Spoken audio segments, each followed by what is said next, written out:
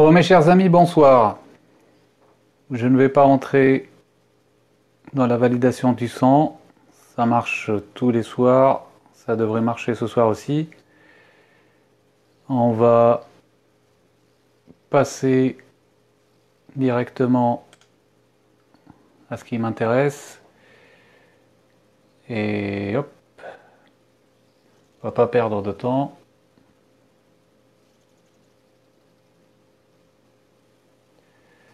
Voilà, on va critiquer cette vidéo du même, Philippe Gendroc. Et donc là, il a appelé Massacre des Champs-Élysées, et il a fait cette vidéo hier, le 25 novembre. C'est parti. En passe de l'être, nul ne le sait. C'est une image forte, chargée de sens et d'émotion. Ça, c'est maman qui appelle parce que je dois l'appeler, mais je l'appellerai après. Derrière lui, des jeunes agressés subissant l'assaut d'un jet de ce temps chaos qui vise des individus innocents qui gesticulent leur colère. Est-ce toi, président de pacotille? Est-ce toi qui as ordonné ce crime contre le peuple? J'ai visionné avec horreur une vidéo désormais censurée. Ah, il perd pas de temps, le Macron. Une de ces vidéos comme celle que l'on voit sur les zones de guerre, dans laquelle un homme en gilet jaune, debout et paisible dans la nuit sur les Champs-Élysées, il faisait une photo avec son téléphone portable. C'était une cible idéale. Il ne bougeait pas. Il s'est fait abattre. Il s'est écroulé après un tir de la police. Un tir de ces citoyens qui servent l'autorité avec la fidélité des crétins, qui s'offrent à l'ogre qui aiguise ses couteaux avant de passer à table. Là, j'ai un témoignage de Sandrine S. Je ne veux pas dire les noms des gens pour pas que la maudite police de Macron fasse son sale travail, cette sale besogne d'aller châtier les gens parce qu'ils disent la vérité. Il y a 2 morts sur les champs. Un s'est effondré après un tir de flashball dans la tête et l'autre s'est fait écraser avec le camion bouclier. À la Madeleine, un mec a perdu son œil. Il est carrément sorti de son orifice. Je suis choqué. Nous sommes tous assis par terre. À chaque fois, il venait juste pour nous défoncer, tant qu'on ne bougeait pas. J'étais à la Madeleine, Concorde et Bastille. Il n'y avait aucun casseur avant qu'on se prenne des grenades de lacrymo dans tous les sens. Ah, c'est pas BFM qui va vous dire ça. Ah, je dirais pas ça. Moi, je dirais, malheureusement, on n'est pas loin de BFM. Quand on échappe à BFM, on tombe sur des alarmistes pire que BFM. Donc là, pourquoi j'ai montré encore cet extrait?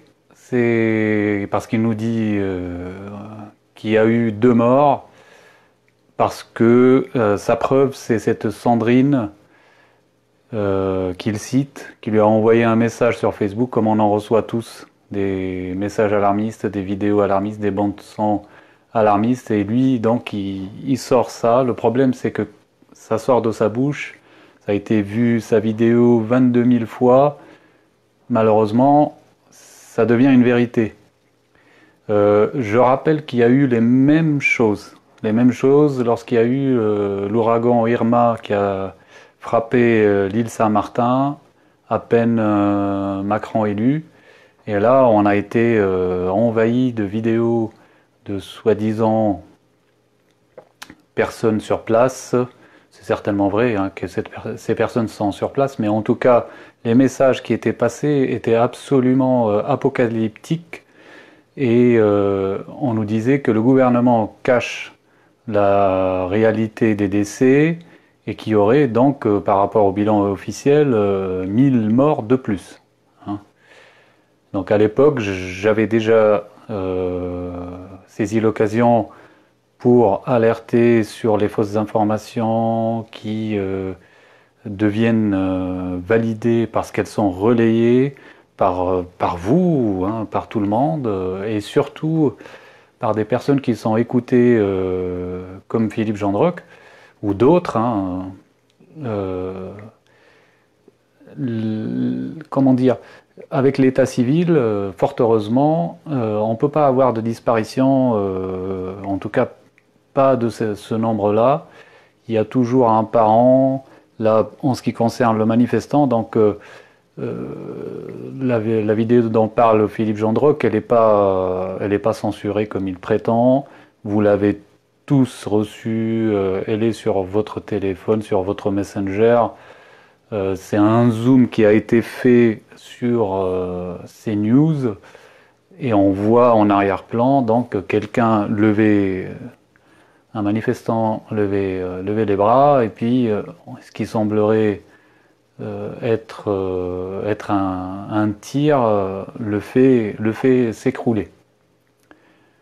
Donc ce manifestant, il n'était pas seul, il y avait d'autres manifestants qui étaient juste derrière. Et on dit qu'après, ils sont partis le ramasser. Croyez bien que si c'était avéré que ce manifestant a perdu la vie comme ça, sans être secouru aux environs de la place de l'Étoile, on le saurait tous, hein, et on connaîtrait immédiatement son identité. Encore une fois, avec l'état civil, il n'y a pas d'identité qui disparaissent. On le saurait, ne serait-ce que par les manifestants présents, il ne laisserait pas passer ça. Et donc lui, il rajoute par rapport à ces images-là, il rajoute un autre mort sur le témoignage d'une Sandrine.S qu'il ne veut pas afficher. Il aurait bien valu qu'il l'affiche, qu'on sache. Alors, je voulais vous montrer aussi un autre extrait. Et donc là, il continue. C'est même pas Antenne 2, c'est même pas TF1. Et on paye une redevance.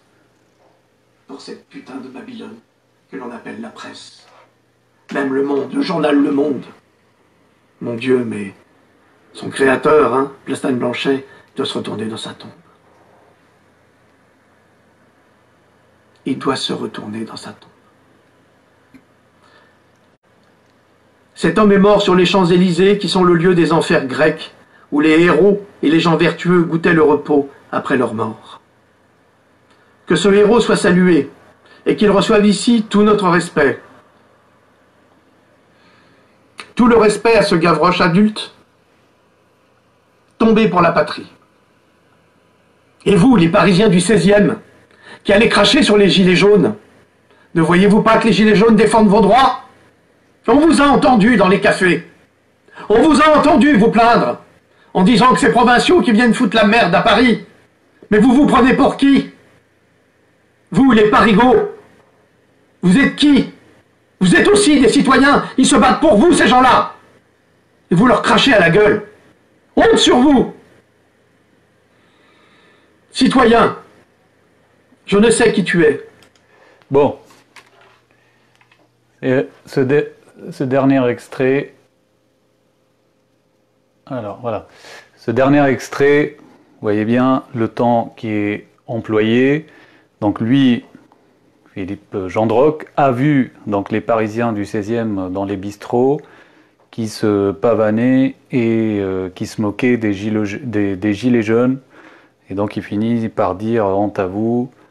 Hein, là on part un peu en sucette. Et bon, bah, c'est toujours comme d'habitude, attiser les haines. Moi, je ne vois pas de différence avec BFM TV, avec les politiques qui passent pour dire là, c'est la ville contre la campagne contre la ville, les élites contre les ouvriers, etc., etc. C'est du BFM TV d'Internet, quoi. Philippe Gendroc, j'aimais bien au début, parce que s'il y a un domaine qu'il connaît, c'est le domaine un peu médical. Il traduit des travaux médicaux et scientifiques en langue étrangère, en anglais, il les traduit en français, ce qui fait que c'est intéressant. Il n'est pas médecin, mais quand même, il peut parler, il peut traduire et il peut s'exprimer là-dessus, il n'y a aucun problème. Il traduit des travaux d'autres médecins. Donc ça, c'est intéressant chez Philippe Gendroc, hein. Il a beaucoup de choses à dire sur les vaccins, sur tout ce qui concerne notre santé. Effectivement, il y a beaucoup de choses qui sont cachées, mais il faut qu'il s'en arrête là, hein. Philippe, arrête de diffuser les rumeurs. Ça décrédibilise tout le bon travail que tu fais avec Pandora et sur des domaines que tu maîtrises beaucoup mieux.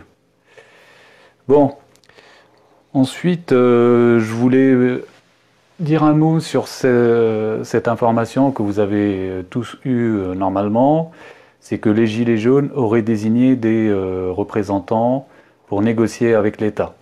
Bon, c'était très prévisible. De toute façon, on en voyait tous les jours intervenir dans les différents médias officiels mainstream. Il n'y a pas que Jacqueline Moreau. Bon, Jacqueline Moreau est devenue un peu la chef des Gilets jaunes parce qu'elle en appelle même à ce qu'ils la rejoignent, à ce qu'ils se déclarent à elle. Mais on a tous les jours, on en découvre le représentant de Toulouse, l'autre de... Tous les jours, soit sur le terrain, ils interviennent au micro, soit ils sont carrément sur les plateaux télé. On se demande comment ils sont arrivés là aussi rapidement. Mais bon, là, vu que Macron en plus s'exprime demain, il fallait que la chose devienne un peu plus officielle. Alors, comme j'ai toujours dénoncé depuis le début, le problème, c'est encore une fois les revendications qui sont purement matérialistes et qui ne donnent aucune envie d'aller donner sa vie pour des sujets, pour des buts, pour des causes pareilles. En tout cas, le diesel, le pouvoir d'achat, je suis d'accord avec vous, moi aussi, hein, j'en ai besoin. Hein, je ne roule pas sur l'or, mais franchement, casser un pays, se sacrifier, donner sa vie, je ne le ferai pas pour ça. Et donc là, bon, les premières revendications de ces représentants qui ont été choisis pour négocier avec l'État, revoir à la baisse toutes les taxes, créer une assemblée citoyenne pour débattre des thèmes de la transition écologique. Fallait-il faire tout ça pour, je sais pas moi, créer une association, c'est assez simple, hein. N'importe qui peut créer sa propre association, débattre des sujets qu'il veut, hein. Bon. Ensuite, la prise en compte de la voix des citoyens. Des thèmes abstraits, il n'y a pas plus abstrait, c'est écrit partout. Égalité, liberté, égalité, fraternité, est-ce que pour autant c'est appliqué? Bon, moi je vous dis, hein, zéro. Zéro. C'est, comme je l'ai toujours dit, quelle est la différence entre avant la République, avant 1789 et aujourd'hui? Qu'est-ce qu'on a gagné avec la République maintenant qu'on a autant de recul? Avant, il y avait la monarchie et la noblesse. On savait, si on n'en faisait pas partie, qu'on n'y accéderait jamais, qu'on bénéficierait jamais de leurs privilèges, qu'on n'aura jamais un partage de pouvoir avec eux. Bon, il y a eu après le drapeau français, la Révolution française, bleu, blanc, rouge, liberté, égalité, fraternité, la Déclaration des droits de l'homme, enfin, vous connaissez l'histoire. Et puis il y a eu aussi beaucoup de morts. Beaucoup de morts pendant la Révolution française, parce que ça s'est pas fait sans frais. La Révolution française a entraîné beaucoup d'autres révolutions. On a eu au passage, mais là je passe très rapidement, les deux guerres mondiales, la guerre d'Algérie, plein d'autres guerres. On a eu mai 68 avec plein d'espoir, un peu comme aujourd'hui, hein. Et ça n'a pas arrêté. On a eu des millions de morts depuis la Révolution française, des millions de morts en Europe. Et quelle est la différence aujourd'hui? Pour moi, aucune, si ce n'est pire. Aucune différence parce que aujourd'hui, je vous assure que vous pensez que vous êtes libre, vous pensez que vous pouvez monter dans la société, vous pensez que vous pouvez Si vous le désirez, si vous engagez, si vous militez, avoir accès aux élites, au pouvoir, en politique ou ailleurs, mais quand vous avancez dans l'âge et avec de l'expérience, et si vous avez déjà tenté, vous comprenez très très vite que c'est une illusion. Vous êtes dans une illusion de liberté, une illusion d'égalité. On n'est pas leur égal. Jamais. Ils sont entre eux. C'est un clan. C'est à eux. Et on a face à eux, avec eux, aucune chance d'égalité.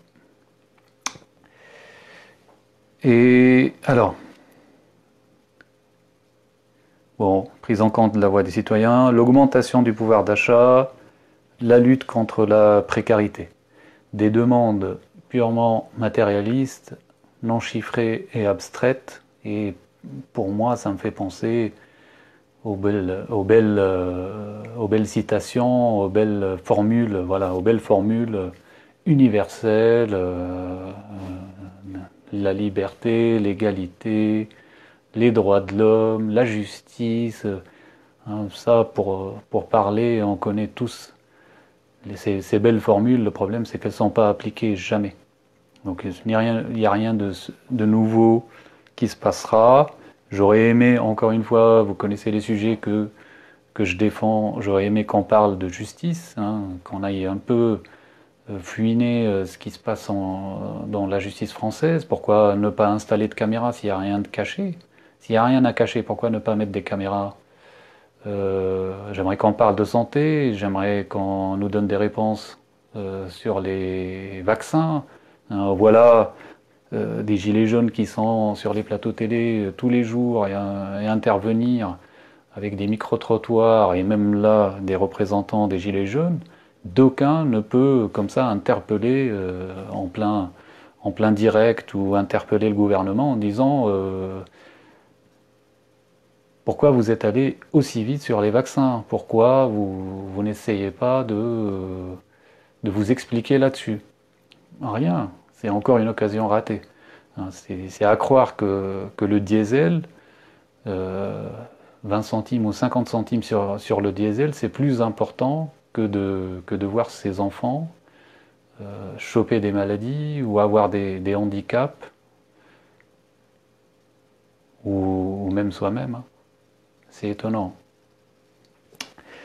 Bon, il n'y a pas que ça, il y a la garde des enfants, il y a le placement des enfants, il y a les guerres qu'on fait à l'international qui sont pas gratuites. Là, si ils vont enlever les taxes sur l'essence, bah, ça sera mis ailleurs parce qu'il y a l'effort de guerre à payer, l'ancien et le présent et le futur. Ça, si vous coupez pas, si vous ne demandez pas l'arrêt des interventions, ça continuera, il va falloir payer.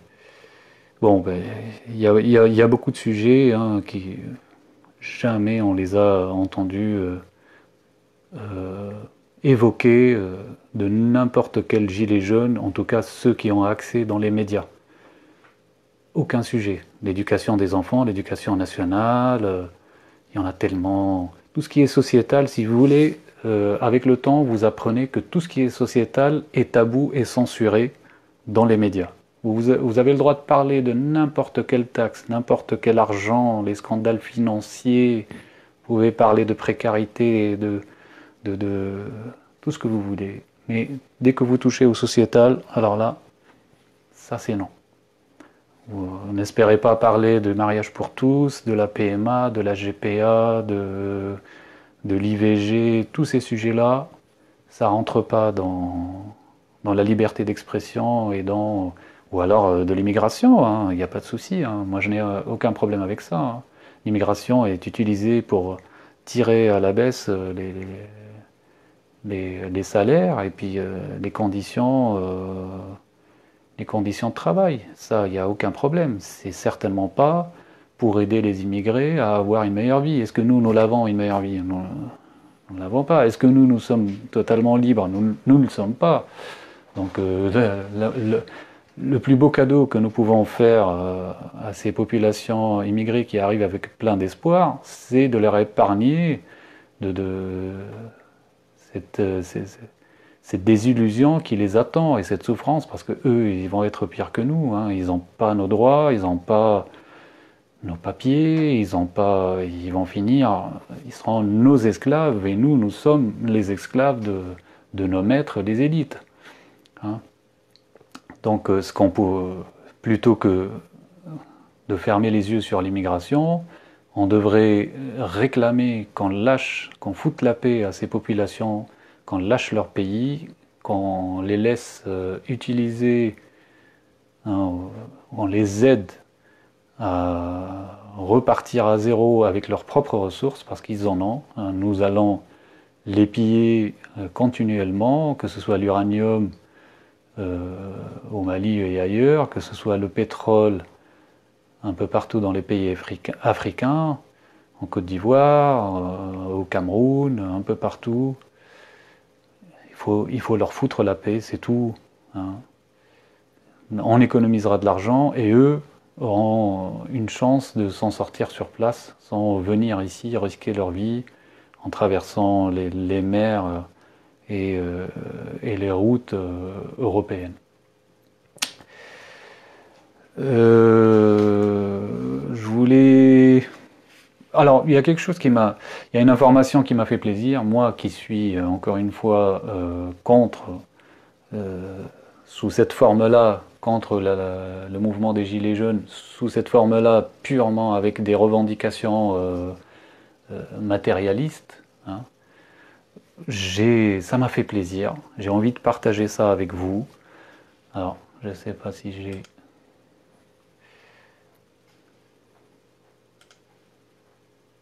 La photo, je l'avais mis dans ma story, parce que moi je découvre au fur et à mesure ce qu'a inventé Facebook, et donc ils ont inventé ce qu'ils appellent la story. Donc vous pouvez le retrouver. Alors voilà, je l'ai retrouvé.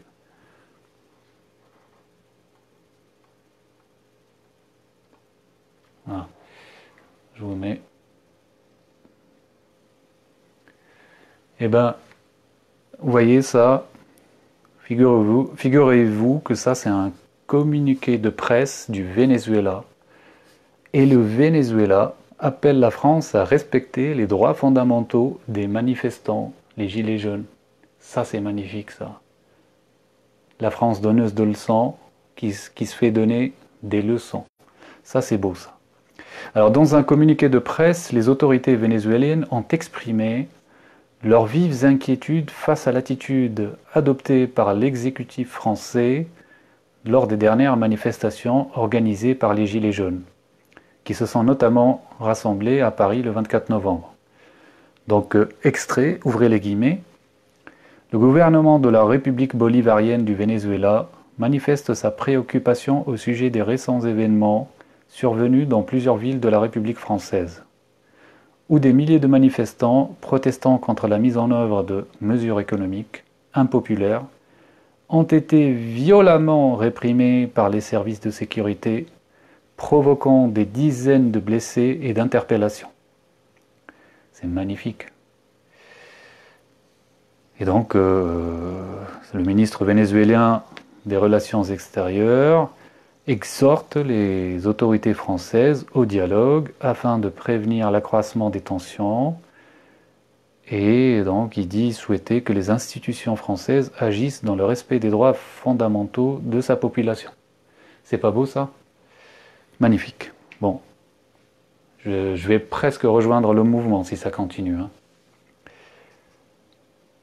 Allez, on continue. Je voulais... qu'est-ce que je voulais vous montrer d'autre?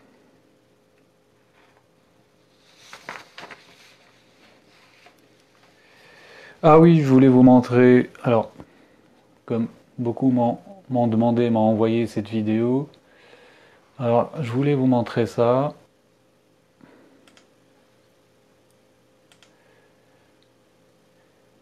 Vous m'avez tous demandé par rapport aux policiers masqués, qu'est-ce que j'en pensais, si c'était un fake, s'il était vraiment policier ou pas. Bon, d'après moi, il peut très bien être policier, mais il y a de fortes chances qu'il ne soit pas policier. En tout cas, qu'il a été par le passé et qu'il n'y soit plus. Ça arrive très souvent.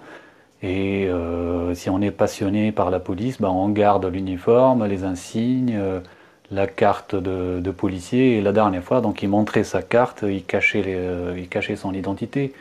C'est fort probable, hein. Et même pour tourner, pour faire du tournage, on peut s'en procurer. Alors pourquoi je voulais vous montrer cette vidéo en particulier, vous comprendrez à la fin.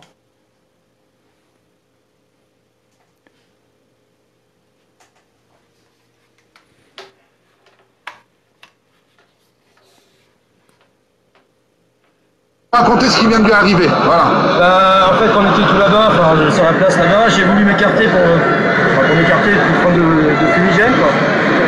Et en fait, ce qui s'est passé, c'est que les gens les policiers me sont rameutés dans les fumigènes, et ensuite j'ai reçu une grenade. Je sais pas ce que c'est. Ah si, ça doit être la grenade, ouais. Ça m'a touché direct. Des gilets jaunes sont venus à mon secours et ont demandé aux forces de l'ordre de m'aider. Et ils m'ont répondu, il n'a qu'à crever. Voilà.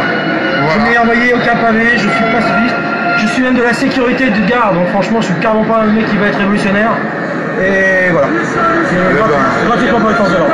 Eh ben, on compatit avec toi Jérémy, et puis bah, que ça te décourage pas. Juste rajouter une dernière chose, et ça va être encore plus croustillant pour ces dames. Ils viennent de faire ça à un ancien policier. On se retrouve. Si vous voulez, je vous trouve. Non, on croit Jérémy, il n'y a pas de souci. Non, mais la photo est là. La photo est là. Voilà, donc Jérémy qui est un ancien de la police. Voilà, le déshonneur de l'uniforme. Aujourd'hui, le déshonneur de l'uniforme. C'est tout ce que je... Eh ben, bon courage à toi Jérémy, merci de ton petit témoignage et je vais le relayer au plus grand nombre. Voilà, salut, bonne journée à toi et bonne lutte. Bon, alors, juste pour vous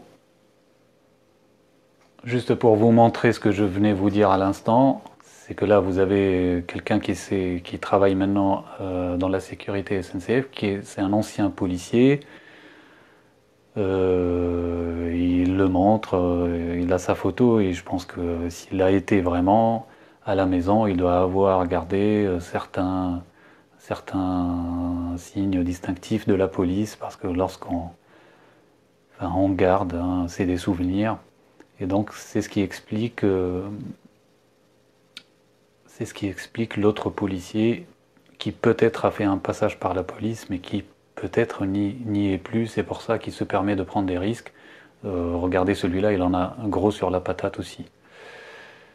Mais si c'était un vrai policier, moi, je vais dire, il n'y a pas de problème, hein, ça peut exister, hein, des policiers qui donnent leur avis et qui espèrent une révolution, pourquoi pas. Alors,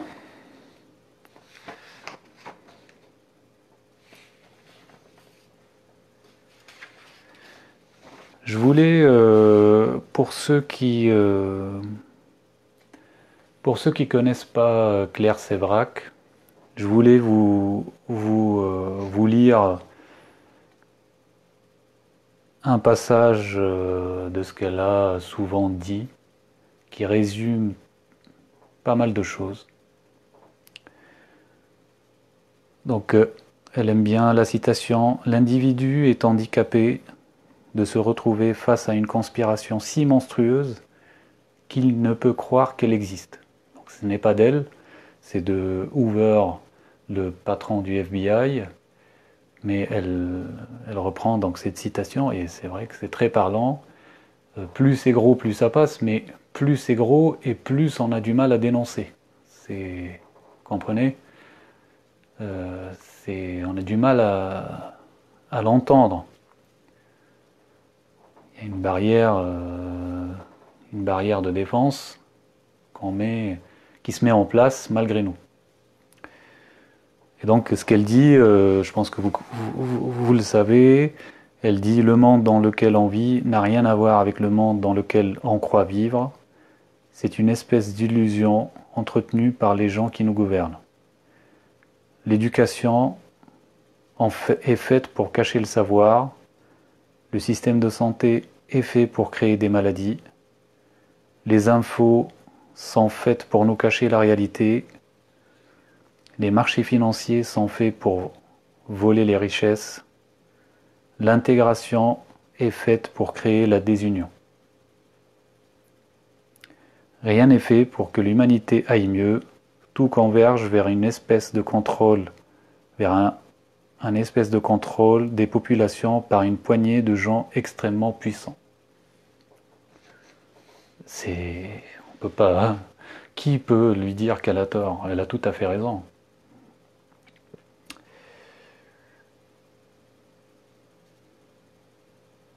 Donc moi, si je peux émettre une hypothèse, parce que, alors, pour ceux qui ne savent pas, Claire Sévrac est décédée en décembre 2016 d'un cancer contre lequel elle s'est battue, et les derniers temps de sa vie, donc elle a présenté son livre.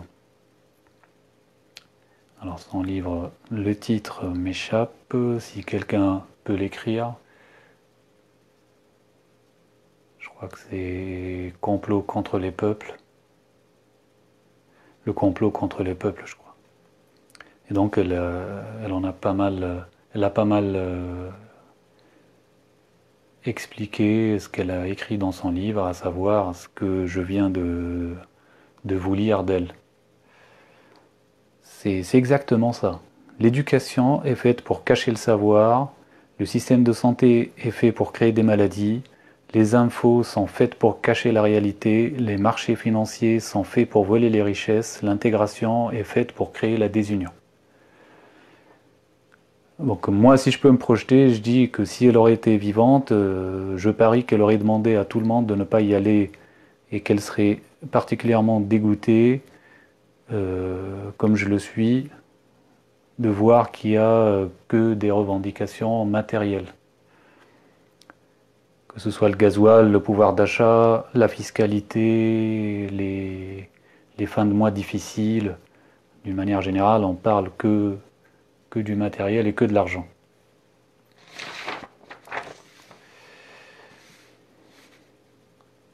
Donc bon, c'est des revendications qui sont parfaitement entendables, mais qui ne sont pas le problème fondamental de notre vie, ni de l'humanité. C'est pas le premier problème, c'est pas ce qui nous empêche d'être libres.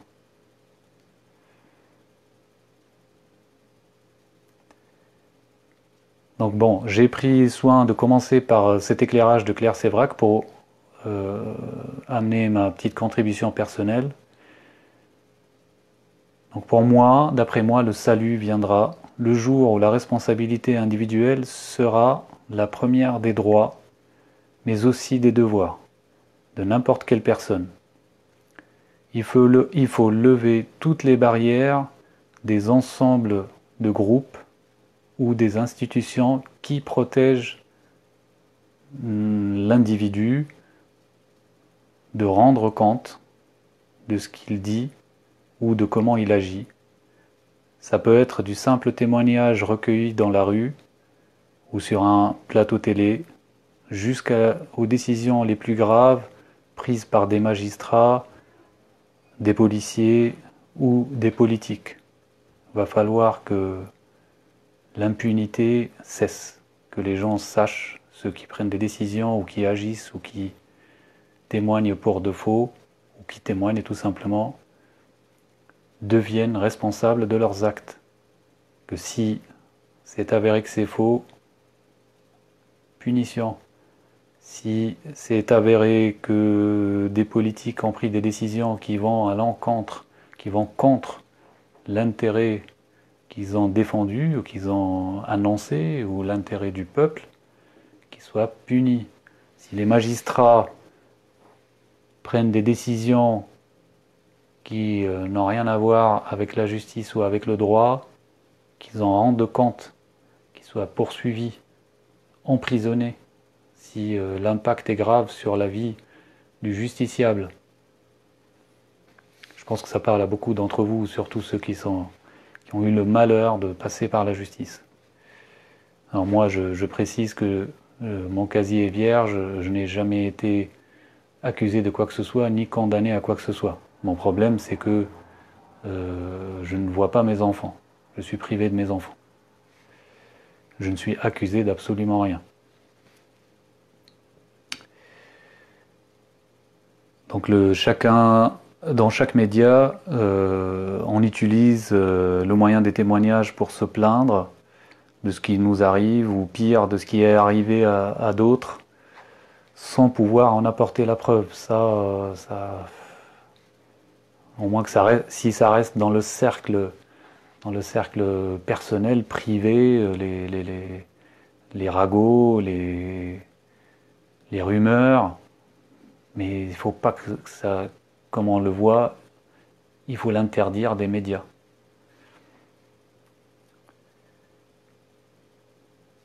Donc je pense qu'à ce moment-là, ceux qui parlent au nom des pauvres, ou ceux qui parlent au nom des femmes, ou ceux qui parlent au nom des immigrés, je pense aussi à ceux qui parlent au nom des victimes, je pense à ceux qui parlent au nom des Français de souche, je pense à ceux qui parlent, qui prennent la parole au lendemain des attentats, je pense à ceux qui s'expriment sur les religions, je pense à ceux qui parlent au nom des différentes corporations, je pense à ceux qui parlent au nom des différentes institutions, je pense aux représentants des policiers, aux représentants des enseignants, aux représentants de tel ou tel secteur d'activité.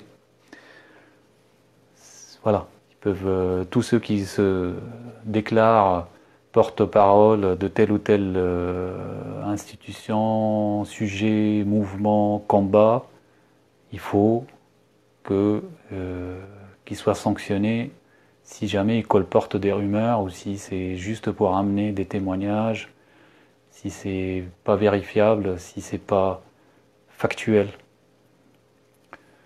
Je pense que ce jour-là, les choses s'amélioreront de façon significative. Il y a quand même des questions que j'aimerais soulever, des questions dérangeantes. Pourquoi, lorsqu'une femme accuse tel ou tel homme de l'avoir violenté ou violé ou agressé sexuellement, que ce soit sur un plateau télé ou dans un documentaire, ou même dans des écrits, dans de la presse écrite, des fois, souvent avec le visage et l'identité cachée, pourquoi se retrouve-t-elle seule, sans confrontation, alors que dans le monde judiciaire, le monde sans télé, sans médias, dans le monde judiciaire, le monde que nous avons validé et considéré comme étant le plus juste qu'on peut faire, elle serait confrontée avec la personne qu'elle accuse, qui pourrait se défendre. D'accord ? On a considéré que le monde judiciaire est juste parce qu'il prend en considération qu'un être humain peut mentir ou manipuler. Le monde médiatique, apparemment, ne prend aucunement cette donnée en considération. Autre question dérangeante. Attendez, je vais mettre le chargeur.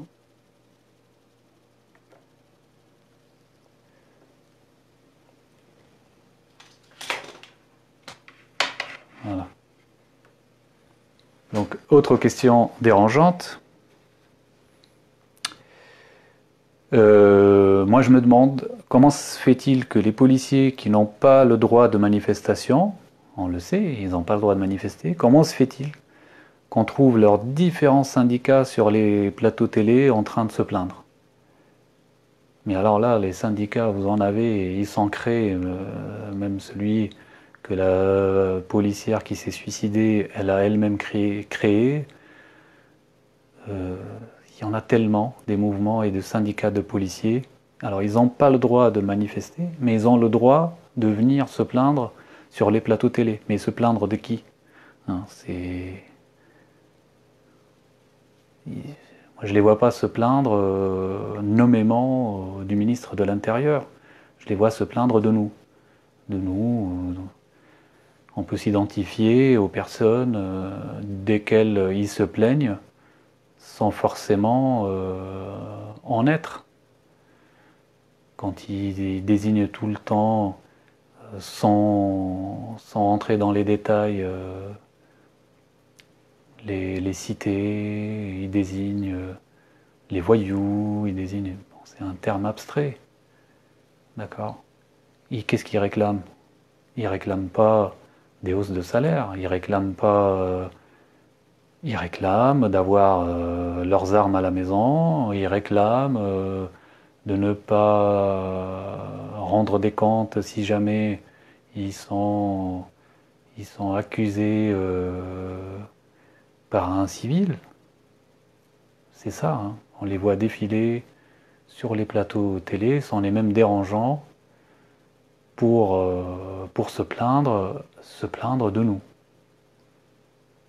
Alors qu'ils sont là pour nous protéger. À la limite, s'ils veulent se plaindre, c'est se plaindre pour nous des dirigeants qui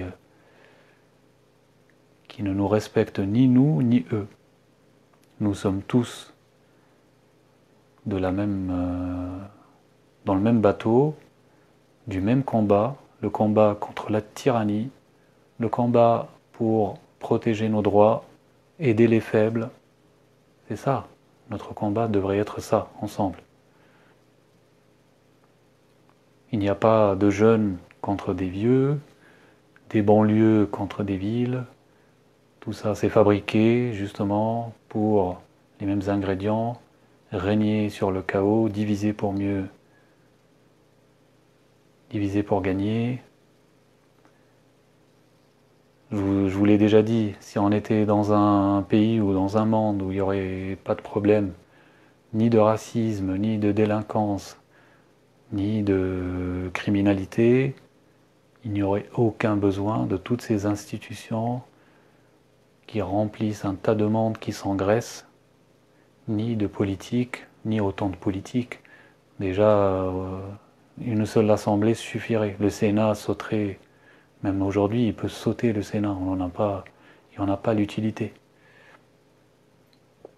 Donc voilà, leur intérêt, c'est justement que ça n'aille jamais. Et les policiers les aident un peu, en tout cas pas tous les policiers, ceux qui viennent s'afficher dans les médias pour réclamer des armes et de l'impunité, vont dans le sens du système,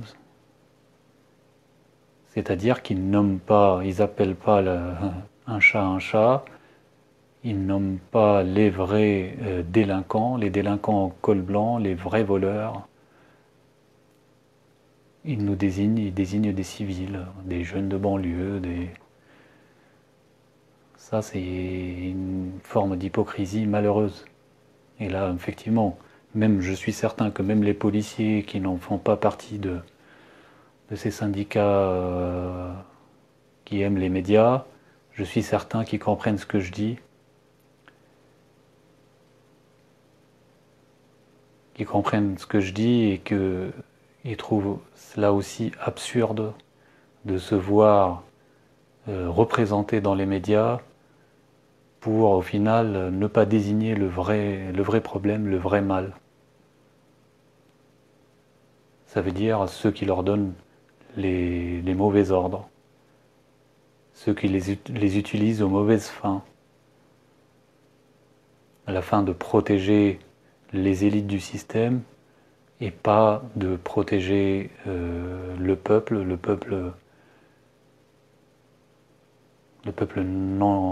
qui n'a pas les moyens, le peuple qui n'a pas les moyens d'entamer des procédures judiciaires, qui n'a pas le moyen de se défendre. Mais protéger les biens, les propriétés, les valeurs matérielles des élites, ça, ils sont mobilisés presque uniquement à ça et à collecter donc tout ce qui est amende et à mettre de l'ordre lorsqu'il y a une révolte.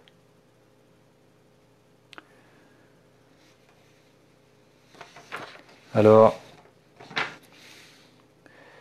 tout ceci étant dit, j'ai envie de finir sur comme d'habitude sur une petite note positive.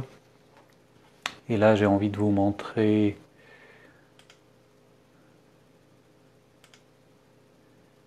alors attendez.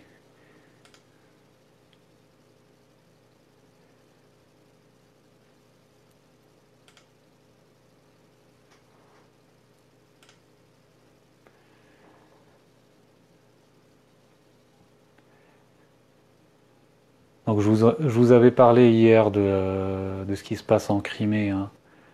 Là, la tension est à son comble. Vous savez que c'est arrivé suite à 3 navires ukrainiens qui ont voulu passer le détroit de Kerch qui relie la mer Noire et la mer d'Azov. Et la Crimée qui a été rattachée, comme vous le savez.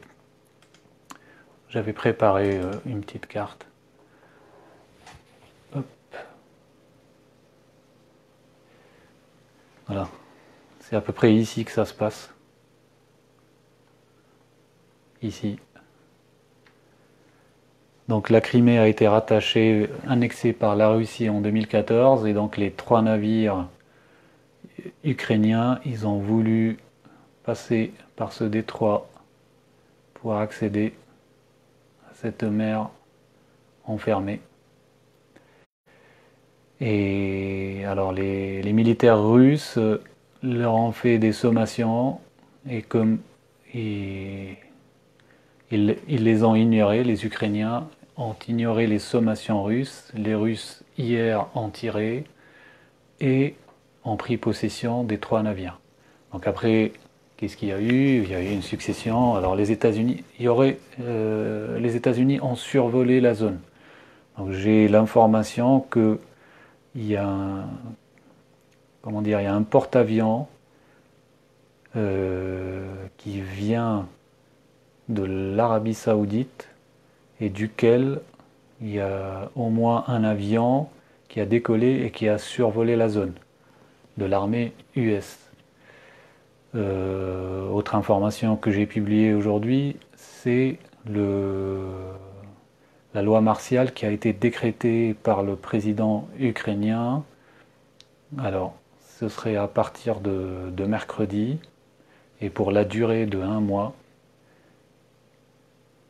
Et alors lui, il dit clairement que par peur, il a fait ça, par peur d'être... Il pense que il va y avoir... qu'il va être envahi par la Russie. Bon. Alors, ce que je voulais vous montrer, la note positive, c'est ça. Alors je vous la remettrai, je vais réactiver le son. Allez, on se la remet. Salut, c'est Florence de la cause des enfants de Métropole et Outre-mer. Il y a quelques années, on a eu le mouvement des bonnets rouges. Ce week-end, on a eu le mouvement des gilets jaunes. Et ben, moi, j'ai décidé que pour les enfants placés abusivement, on allait lancer le mouvement des écharpes vertes. Alors, vous allez me dire, mais pourquoi des écharpes et pourquoi du vert? Les écharpes, tout simplement parce que à cause de l'ASE, on est pris jusqu'au cou, on peut plus s'en sortir. Et le vert, c'est la couleur de l'espoir. Donc voilà, pour nos enfants placés abusivement, j'ai envie de lancer le mouvement les écharpes vertes, vert pâle de préférence, puisque c'est comme ça que l'espoir est caractérisé dans la couleur, donc vert pâle. Donc à partir d'aujourd'hui, pour ceux qui le désirent, ce sera le mouvement des écharpes vertes. Voilà, bah, écoutez, je vous souhaite une bonne journée et à bientôt, ciao. Donc voilà, c'était ma petite note positive. Et alors là, il n'y a pas besoin que vous me le demandiez si jamais... Bon, moi je pense que ça n'ira pas plus loin, mais je soutiens à fond l'initiative de cette jeune femme. Voilà un combat pour lequel on a envie d'aller se battre, de subir, s'il le faut, des pertes. Voilà une belle cause que celle de la dénonciation du placement des enfants Parce que tant que ça ne vous est pas arrivé, vous regarderez toujours ça de loin en vous disant que cette dame, comme d'autres, moi mes enfants ne sont pas placés, mais je connais la problématique, comme d'autres, et il y en a tellement, vous vous direz toujours qu'ils l'ont mérité, que quelque part, ils ont des choses à se reprocher, c'est tout à fait normal. Croyez-moi, il n'en est rien. C'est que de l'injustice. Et si cet État était là pour protéger les enfants, ça se saurait. Si les institutions étaient là pour protéger nos enfants, on le saurait depuis très longtemps. Il n'y a qu'à voir ce qu'on leur passe dans l'éducation nationale, ce qu'on leur passe dans les médias, les vaccins qu'on leur réserve. Voilà. Donc, je soutiens cette jeune femme. Je prends 1000 fois ce combat plutôt qu'un combat sur des taxes abstraits sur lequel, bien entendu, il n'y aura aucune avancée parce que ils vont diminuer ou supprimer une taxe pour en augmenter ou en créer une autre. C'est pas de cette manière que vous changerez le système, ni en faisant partir Macron. Il faut se poser